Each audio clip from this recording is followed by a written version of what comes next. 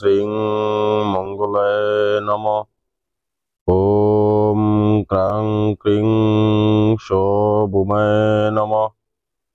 ওম হিং শ্রীং ফং গ্রহাধিপতয়ে বোমাই সাহা। সম্মানিত ভিউয়ার্স, আজকে মঙ্গলবার আমি একটা কাজ করতেছি। তো মঙ্গলবারের যে মন্ত্রটা আছে এই মন্ত্রটা আগে জপ করে নিলাম।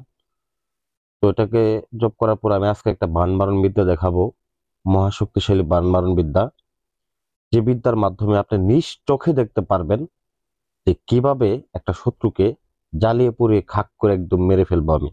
আপনি নিজের চোখে দেখবেন যে মন্ত্র পাঠ করতে করতে এখানে আগুন জ্বলে যাবে। তো এটাকে না টেনে সম্পূর্ণ দেখবেন। আর এটা কিসে সাহায্য করতেছে দেখেন, এই যে সামনে একটা নকশা আছে, এই নকশার সাহায্যে আমি এই কাজটা করতেছি। তো এই কাজটা করার জন্য এই নকশাটা এতটাই গুরুত্বপূর্ণ যা বলে বোঝাতে পারবো না। আমি নকশাটা আপনাদেরকে বোঝার সুবিধার জন্য বড় করে দিচ্ছি। এই সেই নকশা, এই নকশার মাধ্যমে আপনারা এই কাজটাকে করবেন এবং এই কাজটাকে করবেন মঙ্গলবার দিন। যারা এগুলা কাজ করেন তারাই করবেন, শরীর বন্ধ করে এরকম ভাবে আসন করে বসে দুইটা তাবিজ নিয়ে একটা পুতুল নিয়ে শত্রুর নাম লিখবেন এই নকশাটাতে, এবং কি পরিশেষে এই নকশাটার ভেতরে আপনারা শত্রুর নামগুলা লিখে একটা তাবিজের মধ্যে ভরে এই পুতুলের ভিতরে দিবেন। তারপরে মন্ত্রগুলা জপ করতে থাকবেন। তো এই কাজটার জন্য মন্ত্রগুলা সব থেকে গুরুত্বপূর্ণ, কারণ মন্ত্র জপ করতে করতে আপনারা এখানে আগুন ধরিয়ে ফেলতে পারবেন। এই যে আমি এখানে দেখেন কিছু ধূপের গুঁড়া, তারপরে কিছু এখানে আছে হাড়ের গুঁড়া, এই হাড়ের গুঁড়াগুলো মিশ্রিত করতেছি। দেখেন আমি এখন মন্ত্র পাঠ করব, দেখেন আগুন ধরে যাবে। ওম নম কালরূপাই ওয়ম মারে মারে সাহা। ওম মারে ওম হিং অমুকং হিং ফট সাহা।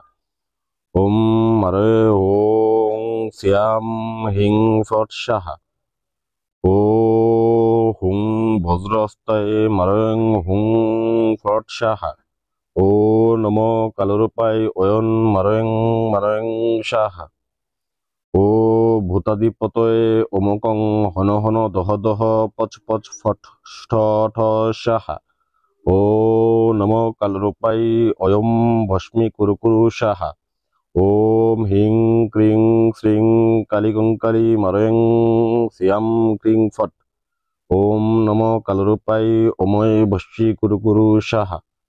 সম্মানিত ভিউয়ার্স, তো এখানে দেখেন আগুনটা ধরে গেছে। তো এখানে আমি সিয়াম নামে একটা ছেলেকে বান মারলাম। তো এই সিয়াম নামে দেখেন মন্ত্রের মধ্যে খেয়াল করে দেখবেন আমি সিয়াম নামটা উল্লেখ করেছি, কারণ এই সিয়াম নামটার বিদ্যাটা আমি এখানে দিয়েছি। তো এটার কাজটাই আজকে আমার করার কথা ছিল।